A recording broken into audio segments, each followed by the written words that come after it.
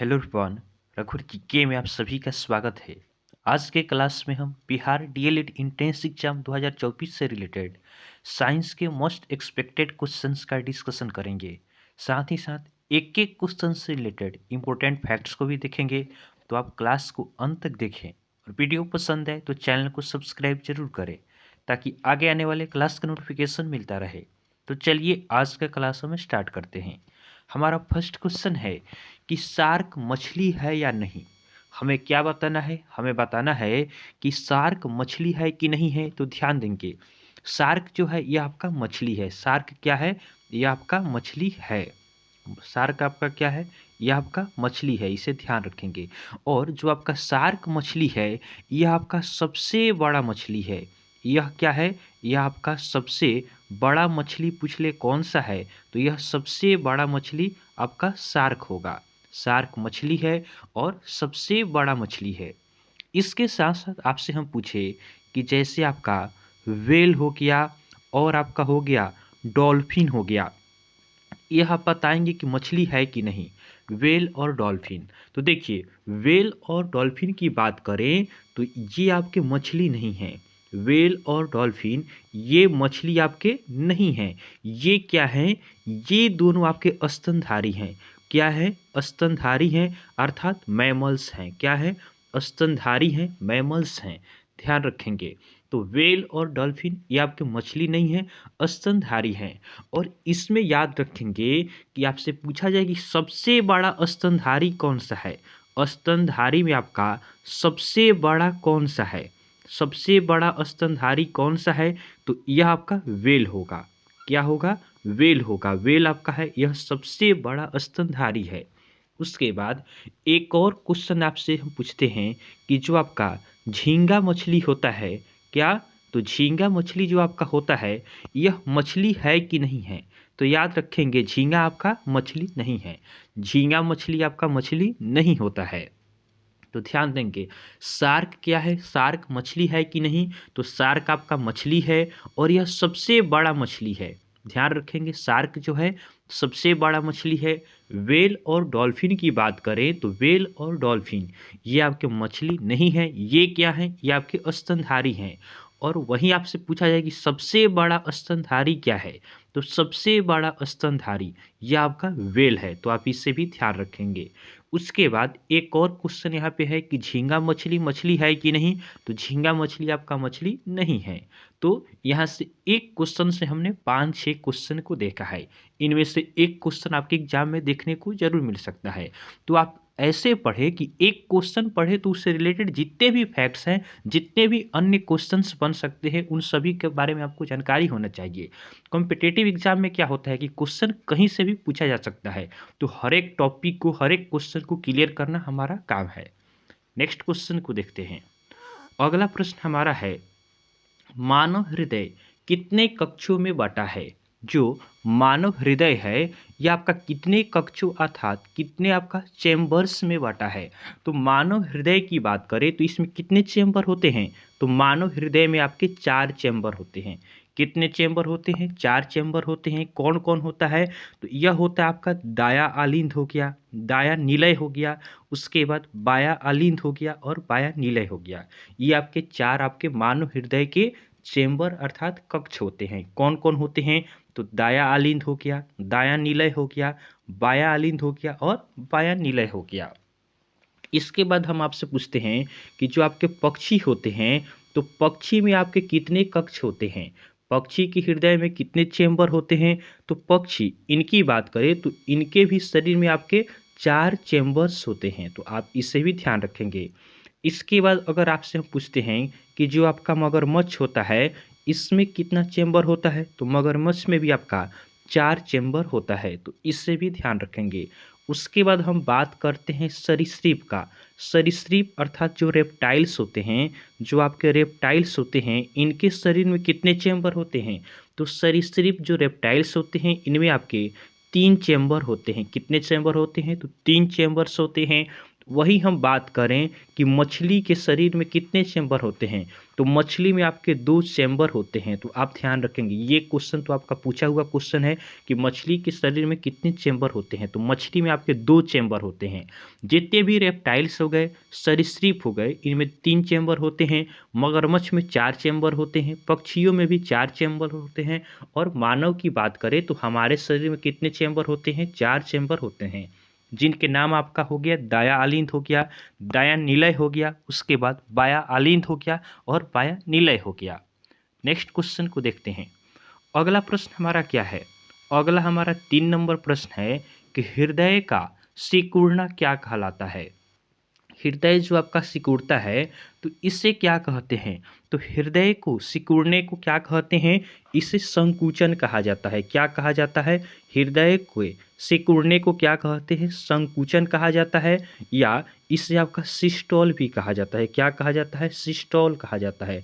तो हृदय के आपके सिकुड़ने को क्या कहते हैं, तो हृदय सिकुड़ता है, इससे सिस्टोल अर्थात संकुचन कहा जाता है।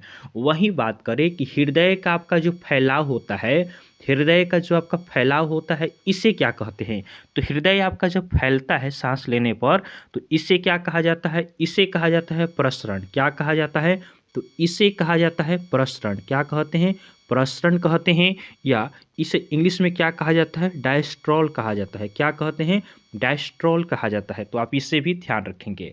और वहीं आपसे हम पूछें कि 1 मिनट में जो हमारा हृदय होता है यह कितने बार धड़कता है, तो 1 मिनट में हृदय आपका 72 बार आपका धड़कता है। तो आप इससे भी ध्यान रखेंगे। और एक जो आपका धड़कन होता है, एक धड़कन होता है, इसमें कितने ml आपका रक्त क्या होता है, पंप होता है। एक धड़कन में आपका कितना ml रक्त आपका पंप होता है, तो आप इसे भी बताएंगे कि एक धड़कन में आपका कितना ml रक्त क्या होता है, हमारे हृदय में पंप होता है।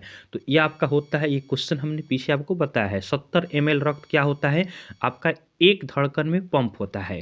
इस तरह हम देखें तो 1 मिनट के अंदर हमारे शरीर में जितने भी रक्त हैं ये आपके पंप हो जाते हैं, और हमारे शरीर में लगभग 5 से 6 लीटर आपके रक्त पाए जाते हैं। तो आप इससे भी ध्यान रखेंगे।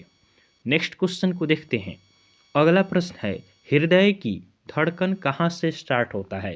हृदय का जो धड़कन होता है ये आपका कहाँ से स्टार्ट होता है, तो हृदय का जो धड़कन होता है यह आपका एसए नोड से स्टार्ट होता है। कहाँ से स्टार्ट होता है, तो यह आपका स्टार्ट होता है एसए नोड से। कहाँ से स्टार्ट होता है, एसए नोड से आपका स्टार्ट होता है।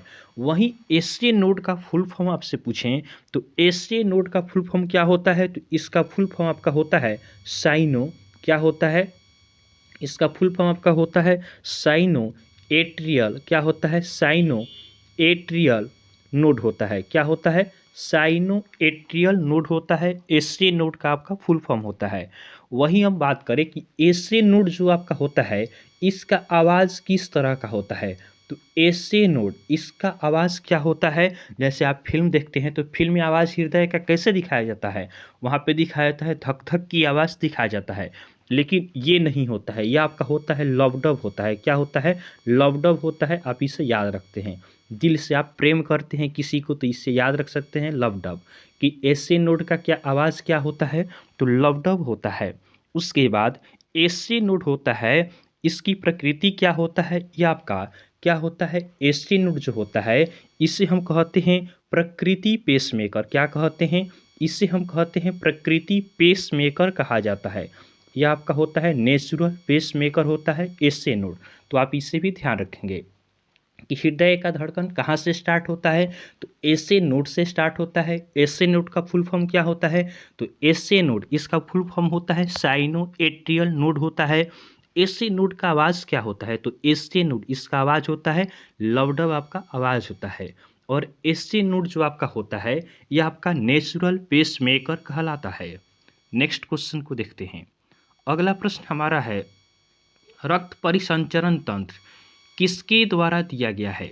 रक्त परिसंचरण तंत्र यह आपका किसके द्वारा दिया गया है, तो रक्त परिसंचरण तंत्र इसकी बात करें तो यह आपका दिया गया है विलियम हार्वे द्वारा। किसके द्वारा दिया गया है, तो यह आपका दिया गया है विलियम हार्वे द्वारा आपका दिया गया है। क्या दिया गया है?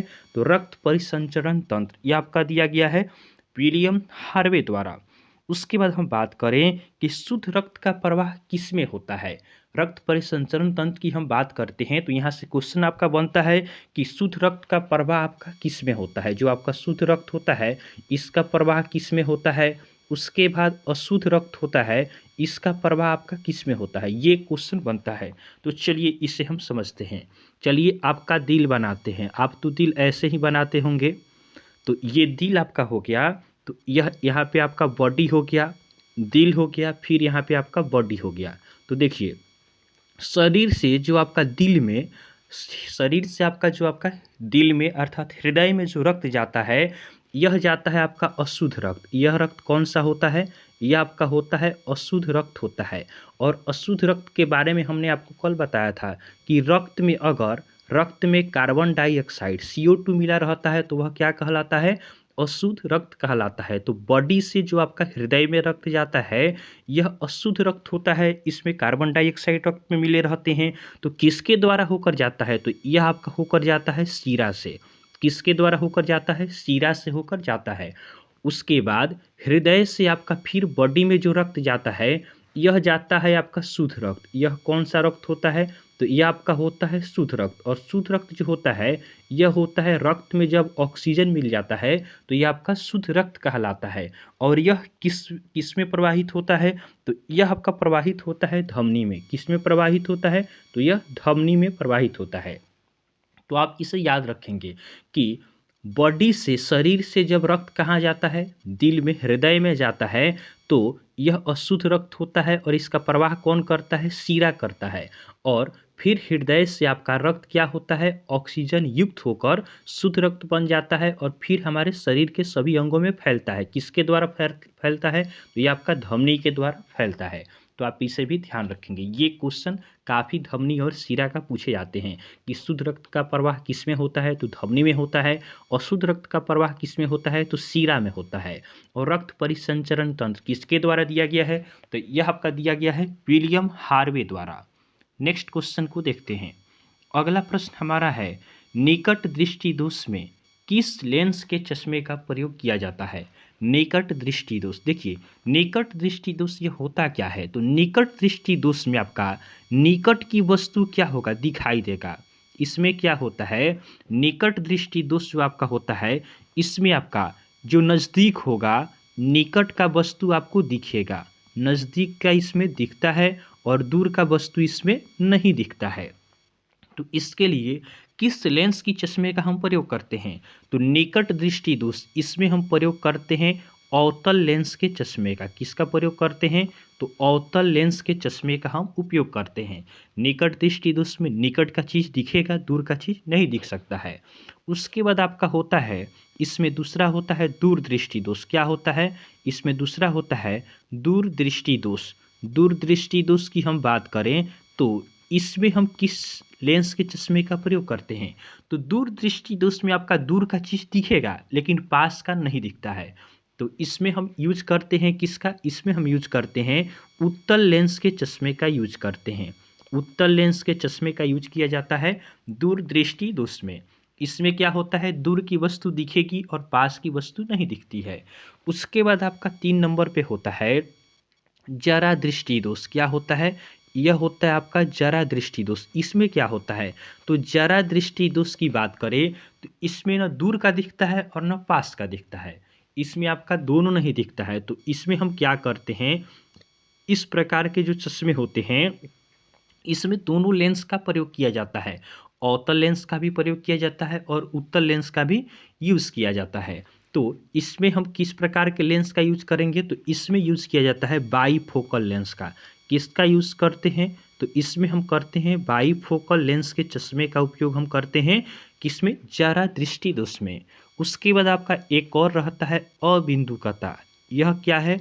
अबिंदुकता क्या है? तो यह आपका होता है कि इसमें जो लाइट है, जैसे एक लाइट यहाँ पे सोर्स है, तो यह आपका सीधा नहीं दिखाई देता है, यह आपका तिरछा दिखाई देगा, यह फ्रेश दिखाई नहीं देगा, तिरछा कोई भी प्रकाश आपका दिखाई देता है। तो इसका इलाज के लिए हम किस चश्मे का प्रयोग करते हैं? तो इसमें यूज किया जाता है बेलनाकार लेंस का। किसका यूज करते हैं? तो बेलनाकार लेंस के चश्मे का यूज किया जाता है अबिंदुकता में। तो ध्यान देंगे, निकट दृष्टि दोष जो है इसमें अवतल लेंस के चश्मे का यूज किया जाता है।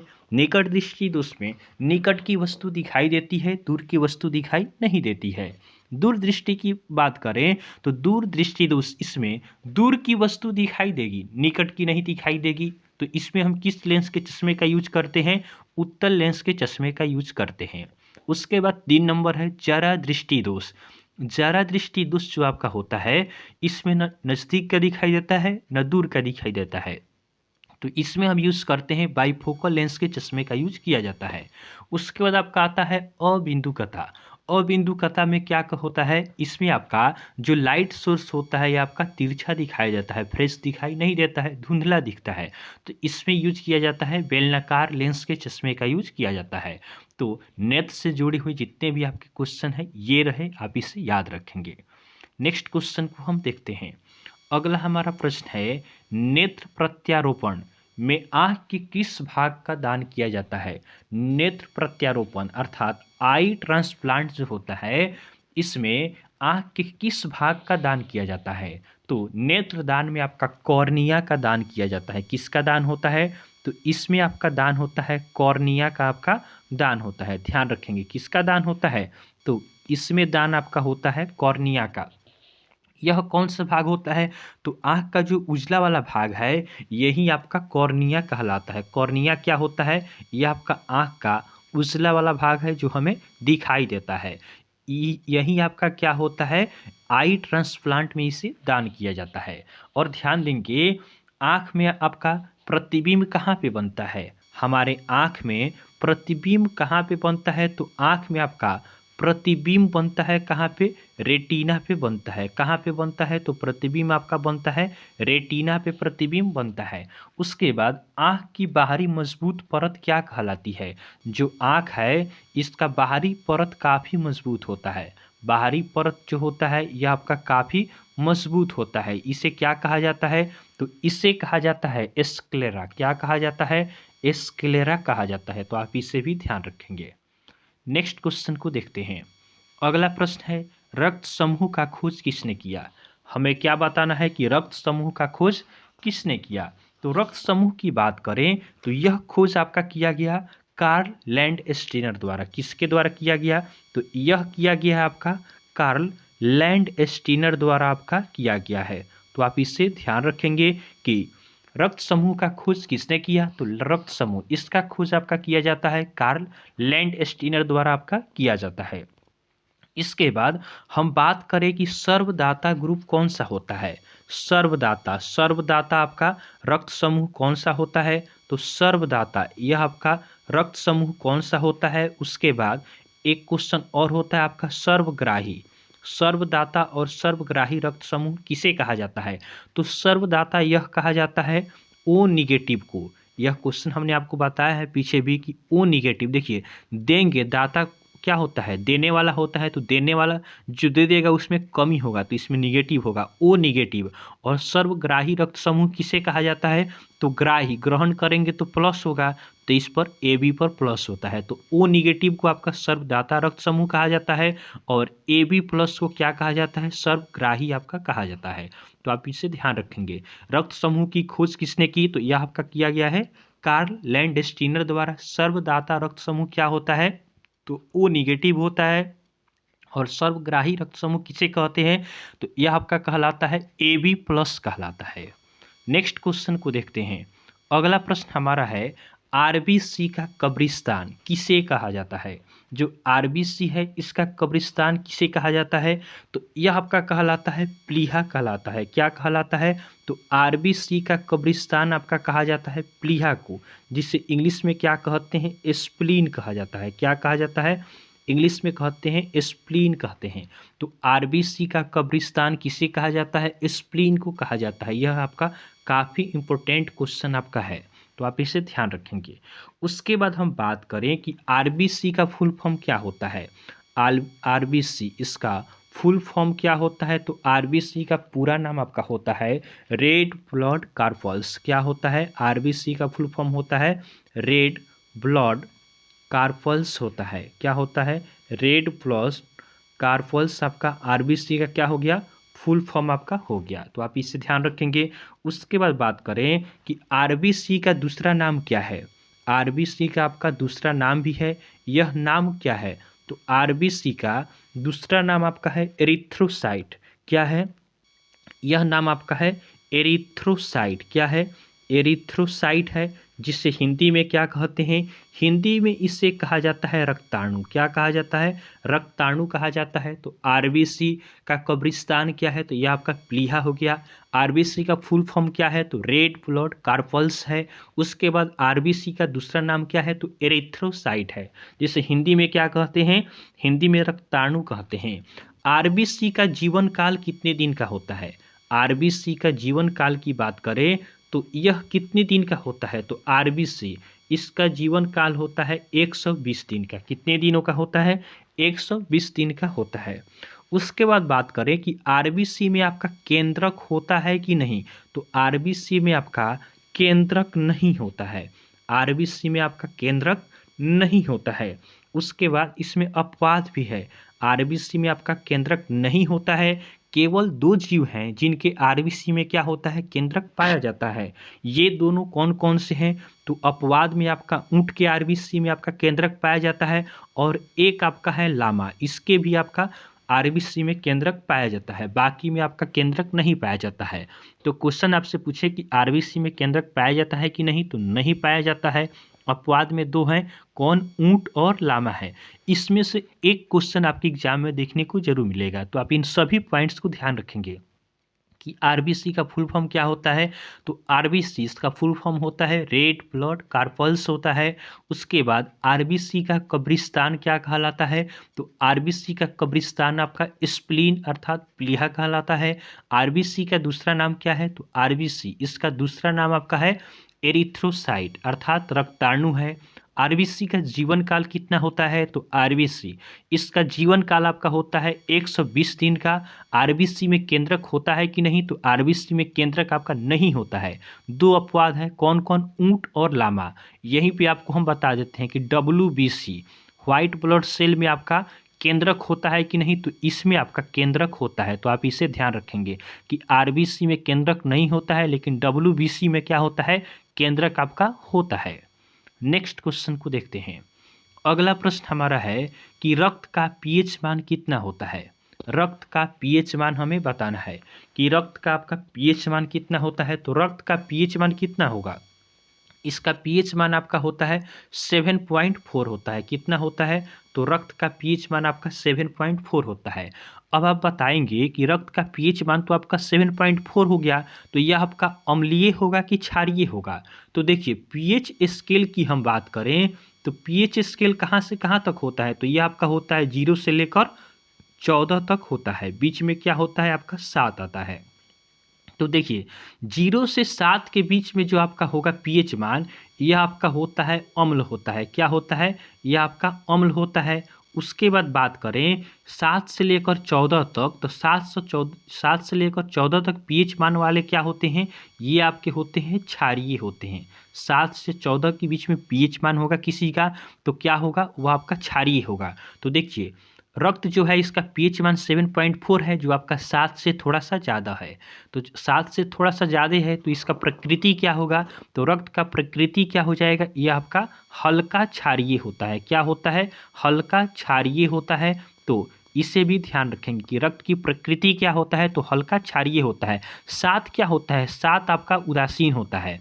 7 पर उदासीन होगा। 7 से थोड़ा सा आगे आपका 7.4 होगा। तो हल्का आपका क्षारीय होता है इसकी प्रकृति, और पीएच मान क्या हो गया? 7.4 हो गया। इसके बाद बात करें रक्त की, तो रक्त क्या होता है? रक्त आपका एक तरल संयोजी ऊतक होता है। रक्त क्या होता है? तो रक्त आपका एक तरल संयोजी ऊतक होता है। ये भी क्वेश्चन आपका बनता है कि रक्त क्या होता है, तो रक्त आपका तरल संयोजी आपका ऊतक होता है। रक्त क्या है, ऊतक होता है। उसके बाद हम बात करें कि रक्त की प्रकृति आपका क्षारीय हो गई। उसके बाद ब्लड का अध्ययन क्या कहलाता है, ब्लड का आपका, रक्त का आपका अध्ययन क्या कहलाता है, तो रक्त का हम अध्ययन की बात करें तो देखिए रक्त में आपका हीमोग्लोबिन होता है, तो इससे आप याद रखेंगे हीमेटोलॉजी। रक्त के अध्ययन को क्या कहा जाता है, तो इसे कहा जाता है हीमेटोलॉजी आपका कहा जाता है रक्त के अध्ययन को। उसके बाद हम बात करें कि रक्त का निर्माण कहाँ पे होता है, रक्त जो होता है इसका निर्माण कहाँ पे होता है, तो रक्त का निर्माण यह आपका होता है अस्थि मज्जा में। कहाँ होता है, यह आपका अस्थि मज्जा में होता है। रक्त का निर्माण कहाँ पे होता है, तो अस्थि मज्जा में होता है। जो मोटी मोटी हड्डियाँ होती है इनके बीच में क्या होता है, जालीनुमा संरचना होता है, इसी में आपका क्या होता है, रक्त का आपका निर्माण होता है। तो अस्थि मज्जा में आपका रक्त का निर्माण होता है। और जो बच्चे होते हैं, जो भ्रूण में माता के गर्भ में जो आपके बच्चे होते हैं उनमें तो हड्डी आपका नहीं होता है मजबूत, तो उनमें रक्त का निर्माण कैसे होता है, तो उनमें आपका लीवर के द्वारा क्या होता है, रक्त का आपका माँ के भ्रूण में आपका निर्माण होता है। उसके बाद हम बात करें कि रक्त आपका जो पंप होता है यह काम किसका है, तो रक्त का आपका पंप कौन करता है, तो आप जानते हैं कि रक्त पंप करने का काम किसका होता है, तो यह आपका हृदय का काम होता है। उसके बाद रक्त का शुद्धिकरण करना यह काम किसका है, तो रक्त का शुद्धिकरण काम यह किसका होता है, तो यह आपका काम होता है किडनी का काम होता है रक्त को शुद्ध करना। और एक मनुष्य में आपके रक्त कितने पाए जाते हैं, तो मनुष्य में रक्त आपके पाए जाते हैं 5 से आपका 6 लीटर आपका रक्त पाए जाते हैं। तो आप इसे ध्यान रखेंगे। रक्त से जुड़े हुए ये सभी पॉइंट है कि रक्त का पीएच मान कितना होता है, तो रक्त का पीएच मान आपका 7.4 होता है। रक्त की प्रकृति क्या है, तो हम जानते हैं कि आपका 7 से 14 के बीच में जो आपका पीएच मान होता है यह क्या कहलाता है, यह आपका क्षारीय प्रकृति वाला होता है। उसके बाद रक्त क्या है, तो रक्त आपका तरल संयोजी ऊतक है। उसके बाद रक्त का अध्ययन क्या कहलाता है, तो याद रखेंगे कि रक्त में आपका हीमोग्लोबिन होता है, इसीलिए इसे याद रखेंगे कि रक्त का अध्ययन क्या कहलाता है, हीमेटोलॉजी कहलाता है। रक्त का निर्माण कहाँ होता है, तो अस्थि मज्जा में आपका होता है। रक्त का पंप कहाँ होता है, तो रक्त आपका पंप होता है हृदय में होता है। रक्त का शुद्धिकरण कहाँ होता है, तो यह आपका किडनी में होता है। उसके बाद मनुष्य में रक्त कितने पाए जाते हैं, तो औसतन आपका 5 से 6 लीटर रक्त पाए जाते हैं। तो इस तरह आज के क्लास में हमने बायोलॉजी अर्थात साइंस से रिलेटेड जितने भी इम्पोर्टेंट क्वेश्चन बन सकते थे इसे हमने आज कवर किया है। आज के क्लास में कम से कम हमने कवर किया होगा 50 से 60 क्वेश्चंस को इसमें हमने कवर किया है। आज के क्लास से आपके एग्जाम में कम से कम 5 नंबर का आपका क्वेश्चन जरूर देखने को मिलेगा। तो आपको क्लास पसंद आया हो तो आप वीडियो को लाइक करें और चैनल को सब्सक्राइब जरूर करें और कमेंट कर बताएं कि क्लास आपको कैसा लगा। तो चलिए आज के लिए हम इतना ही रखते हैं, फिर नेक्स्ट क्लास में आपसे मिलेंगे, तब तक के लिए धन्यवाद।